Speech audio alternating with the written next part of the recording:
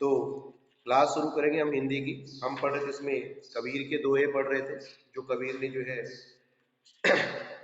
साखियां लिखी थी।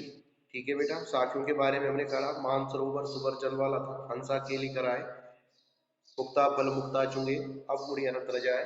इसमें जो है कबीर ने जो है ये बात हम लोगों को बताने की कोशिश की है कि जब जो है व्यक्ति अपने जो है मानसरोवर का मतलब होता है, वैसे हमारे यहाँ हिंदुओं में कैलाश मानसरोवर का नाम आपने सुना होगा। तो उस तरह से जो है जब व्यक्ति जो है वहाँ पहुँच जाता है तो उसको बड़ा आनंद होता है, प्राप्त होता है।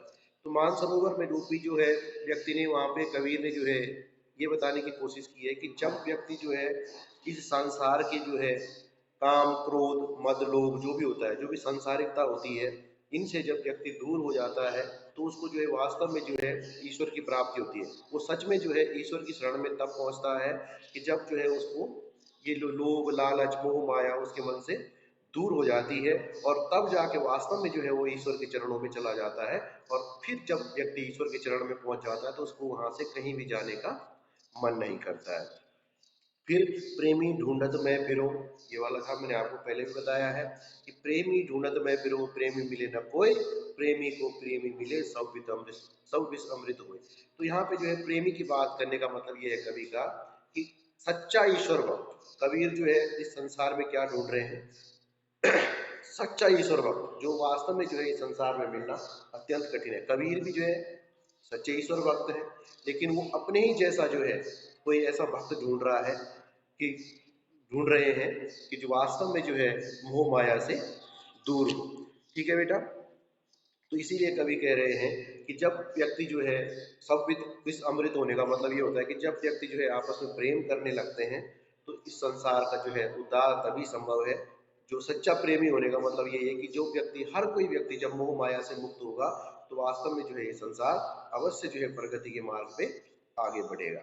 ठीक है बेटा, तो इस तरह से जो है ज्ञान प्राप्त करते समय वाली बात की थी कि हस्ती चढ़िए ज्ञान को सहज तुली चढ़ाए।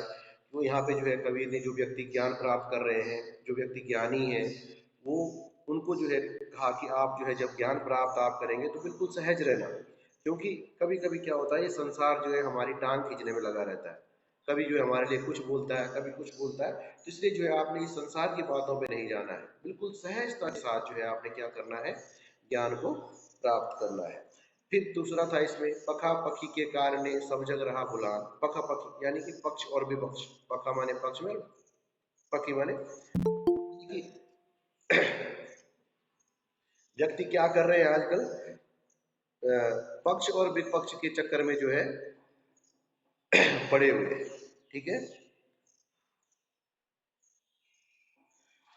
तो हमेशा जो है कबीर ये कहते हैं कि व्यक्ति जो है इस पक्ष विपक्ष के चक्कर में क्या हो गया है, भ्रमित हो गया है। उसको जो है समझ में नहीं आ रहा है कि वास्तव में वो जो है अच्छाई और बुराई के अंदर का जो अंतर है उसको जो है नहीं पहचान पा रहा है। सब लोग जो है अलग अलग पंथों को मानने वाले हो गए हैं, अलग अलग पंथों को जो है समर्थन करने वाले हो गए हैं, और वास्तव में जो है व्यक्ति अपना जीवन का जो वास्तविक लक्ष्य है उसको भटक गया है। तो ईश्वर जो है कबीर उसी को जो है इस संसार में जीवित मानते हैं कि जो व्यक्ति जो है किसी भी प्रकार ईश्वर अन्य किसी भी प्रकार का कोई भी भेदभाव नहीं करता, न तो वो किसी के पक्ष में रहता है और न किसी के विपक्ष में रहता है। अर्थात जो व्यक्ति केवल परमात्मा को जो है मानता है इस संसार में सबसे ज्यादा सज्जन और संत उसी व्यक्ति को जो है कबीर के द्वारा माना गया है। ठीक, फिर यहाँ पे हिंदू मुसलमानों की बात की है, हिंदू मुआ राम कहीं मुसलमान खुदाए। कि फिर कबीर कहते हैं कि यहाँ पे जो है हिंदू जो है राम राम करते जो है मर रहे हैं, और मुस्लिम जो है अल्लाह अल्लाह करके खुदा खुदा करके जो है दोनों आपस में क्या कर रहे हैं, लड़ रहे हैं। लेकिन क्या कर इन दोनों ने जो है इतने में ही अब लोगों को अपने आप को सीमित कर दिया है, और ये राम राम और खुदा खुदा करते ही जो है नष्ट हो गए हैं। लेकिन कहा कबीर सो जीविता जो दोह के निकट जाए। कबीर कहते हैं कि इस संसार में जो है वही जीता है, अर्थात वही व्यक्ति जीवित है जो राम और रहीम में कोई अंतर नहीं मानता, जो इन भेदभावों के चक्कर में नहीं पड़ता। इसीलिए जो है कबीर कहते हैं कि सच्चा ज्ञानी वही है जो ईश्वर अल्लाह राम और रहीम में कोई भी भेदभाव नहीं मानता है। ठीक है बेटा, इसी तरह से था ऊंचे कुल का जन्मिया जब करनी ऊंच न होए, सुवरन परस सुरे भरा साधु निंदा सोई। कैसे का मतलब क्या है कि यहाँ पे जो है व्यक्ति ने, कौन व्यक्ति जो है बड़ा होता है, कौन व्यक्ति महान होता है संसार में, उसके बारे में बताया है कबीर ने कि भाई, कबीर कहते हैं कि व्यक्ति ऊंचे कुल में जन्म लेता है तो वो महान नहीं हो जाता।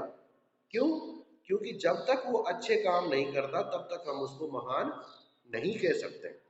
ठीक, तो ऊंचे, कबीरदास जी का कहना यह है कि ऊंचे कुल में जन्म लेने से व्यक्ति बड़ा नहीं होता है। व्यक्ति किससे बड़ा होता है? अपने कर्मों से। अगर कर्म ही ऊंचे हुए, अगर किसी व्यक्ति ने ऊंचे कुल में जन्म लिया और वो काम अच्छे नहीं करता है तो सुबरन करस सुरे भरा साधु निंदा, वो किसकी तरह है? सुरा। सुरा बोलते हैं शराब को। शराब जो है बहुत खराब चीज होती है, बहुत ही गंदी चीज होती है। लेकिन अगर हम उस शराब को सोने के उसमें भी रख दे, कलश में, तो क्या वो अच्छी हो जाएगी? अपनी बुराई तो नहीं छोड़ेगी, रहेगी वो शराब। तो मतलब अगर हमने उसको महंगी चीज में भी रख दिया, कांच की बोतल से उठा के सोने की बोतल में रख दिया, तो वो अच्छी नहीं हो जाती। कबीर ये कहते हैं भाई, दुर्गुण दुर्गुण ही है, काम तो उसके अच्छे है नहीं ना। भले हमने उसका जो है 1 रुपए की बोतल से उसको 50,000 के बर्तन में रख दिया, लेकिन अच्छाई तो नहीं आएगी। उसी प्रकार से जो है व्यक्ति, कबीर जी कहते हैं कि व्यक्ति जो है ऊंचे कुल में जन्म लेने से नहीं, बल्कि अपने कर्मों से महान बनता है। ठीक, अगर साधारण सी बात में अगर हम कहें कि कबीरदास जी कहते हैं कि ऊंचे कुल में जन्म लेने से कुछ नहीं होता, अगर व्यक्ति के कर्म अच्छे नहीं। शराब को अगर चाहे हम सोने के कलश में भी रखेंगे, लेकिन वो अपनी बुराई फिर भी नहीं छोड़ेगी। साधु लोग उसको फिर भी निंदनीय ही समझते हैं, जो सज्जन व्यक्ति होते हैं। तो कहने का मतलब यह है कि व्यक्ति जो है ऊंचे कुल में जन्म लेने से नहीं, बल्कि अपने कर्मों से महान बनता है। ठीक है बेटा। अब है पर, इसमें मोको कहा ढूंढे रे बंदे, मैं तो तेरे पास में, ना मैं देवल ना मैं मस्जिद ना काबे कैलाश में, ना तो कोने क्रियाक्रम में ना योग बैराग में, खोजी होए तो तुरंत ही मिलियो पल भर की तलाश में, कहे कबीर सुनो भाई साधु सब सांसों की सांस में। अब आप अपनी बुक में ध्यान से देखना, तो यहाँ पे जो है कबीर मनुष्य को कह रहे हैं कि हे मनुष्य, ईश्वर कह रहा है कि मोह को कहाँ ढूंढे रे बंदे, मैं तो तेरे पास हूं। कि ईश्वर मनुष्य से ये कहते हैं कि हे मनुष्य, तू मुझे कहाँ इधर उधर ढूंढ रहा है, मैं क्या हूं? मैं तो तेरे पास में ही हूं। ना मैं देवल ना मैं मस्जिद ना काबे कैलाश, न तो मैं किसी मंदिर में हूं, ना ही मस्जिद में हूं, ना मैं कहीं कैलाश में हूं। मुझे क्या है, मैं तो तेरे आसपास ही हूं। अब मनुष्य क्या करता है? ईश्वर को ढूंढने के लिए मंदिर मस्जिद गुरुद्वारा हर जगह जाता है, लेकिन ईश्वर कहते हैं कि हे मनुष्य, तुझे मुझे ढूंढने की, जब इधर उधर जाने की जरूरत ही क्या है, मैं तो तेरे पास हूं। ना मैं कोनो क्रियाक्रम में ना ही योग वैराग में, मुझे पाने के लिए न तो कोई कर्मकांड करने की जरूरत है, न किसी को सन्यासी बनने की जरूरत है। ठीक, खोजी हुए तो तुरंत मिलियो पर भर की तलाश में। अगर वास्तव में जो है मुझे पाना है तो मैं तो तुरंत मिल जाता हूं। कहे कबीर सुनो भाई साधु सब सांसों की सांस। कबीरदास जी कह रहे हैं कि ईश्वर क्या होता है? सब व्यक्तियों के अंदर, सब सांसों की सांस का मतलब यह है कि सभी प्राणियों के अंदर ईश्वर मौजूद है। कबीरदास जी मनुष्य से कहते हैं कि हे मनुष्य, ईश्वर कह रहा है कि तू मुझे जो है क्यों इधर उधर ढूंढ रहा है, मैं तो तेरे पास ही हूं।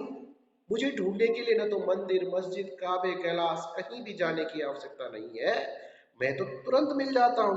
अगर कोई सच्चे मन से अपने अंदर का लोभ लालच मोह माया को छोड़ करके सच में जो है मेरा ध्यान करता है, तो मैं तो उसे तुरंत मिल जाता हूं।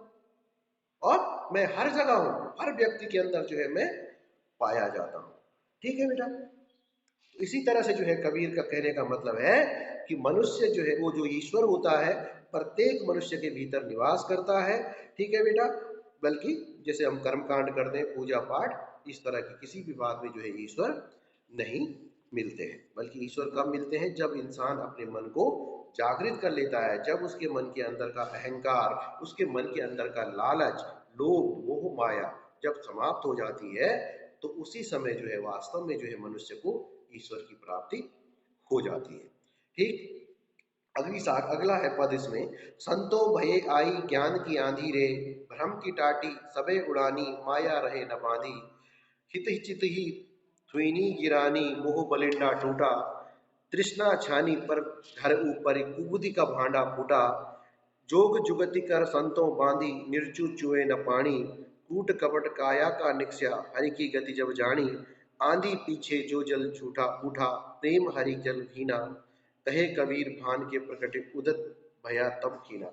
अब यहाँ पे जो है कबीर द्वारा क्या कहा जा रहा है बेटा, कबीर ने ये कहा कि जब व्यक्ति को जो है ज्ञान की प्राप्ति हो जाती है, लिखा है ना इसमें कि जब जो है संतो भाई ज्ञान की आंधी आई, भ्रम की टाटी, टाटी बोलते हैं झोपड़ी के लिए, तो कबीरदास जी कह रहे हैं कि जब ज्ञान की आंधी आई, ज्ञान की आंधी का मतलब है कि जब किसी व्यक्ति को ज्ञान की प्राप्ति हो गई तो भ्रम की टाटी, भ्रम मीन्स हम भ्रम में जीते हैं, मेरा तुम्हारा अपना पराया, ये जो भ्रम हमने पाले हुए हैं इनमें हम लोग जी रहे हैं।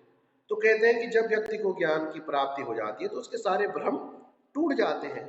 वह टाटी माया की रस्सी से बंधी थी, जो झोपड़ी हमारी जो माया मोह माया की झोपड़े में जो हम रहते हैं वो किसकी रस्सी से रहती है, माया मोह माया के, तभी जिससे हम जुड़े हैं भाई। हम मेरा तुम्हारा अपना पराया, यही तो मोह माया है और इन्हीं रस्सियों से हम जुड़े हैं। तो कबीर वही कहते हैं कि ये जो जब ज्ञान की आंधी आई तो उस आंधी ने जितना भी माया रूपी झोपड़ा था उसको ऐसे उड़ाया कि अब जो है चारों तरफ क्या हो गया है, ज्ञान ही ज्ञान की बातें फैल गई है। यानी कि जो भी हमारे अंदर के लोभ लालच मोह माया थे वो क्या हो गए, ज्ञान की आंधी के साथ बह गए। बलिंडा टूटा बली होती है जिसमें जो है वो पूरी झोपड़ी खड़ी रहती है। यानी कि कबीरदास जी कहते हैं कि जो हमारी अज्ञान रूपी झोपड़ा जो हमने तैयार कर रखा था, मोह माया की रस्सियों से जो है हमने जिसको बांधा हुआ था, वो क्या हुआ, जैसे ही जो है ज्ञान की आंधी आई, यानी कि जैसे ही जो है व्यक्ति को ज्ञान प्राप्त हुआ उसी समय जो है सब कुछ अज्ञानता रूपी जितना भी अंधकार था वो सब समाप्त हो गया। तो वही कह रहे हैं कबीर कि सामान्यता जो है, जब जैसे आपने देखा होगा कि जैसे तूफान आते हैं, आंधी आती है, तो देखते हैं आजकल मौसम भी हो रहा है ऐसा, तो हमेशा जब पहले तूफान आता है उसके बाद बारिश आती है, ठीक।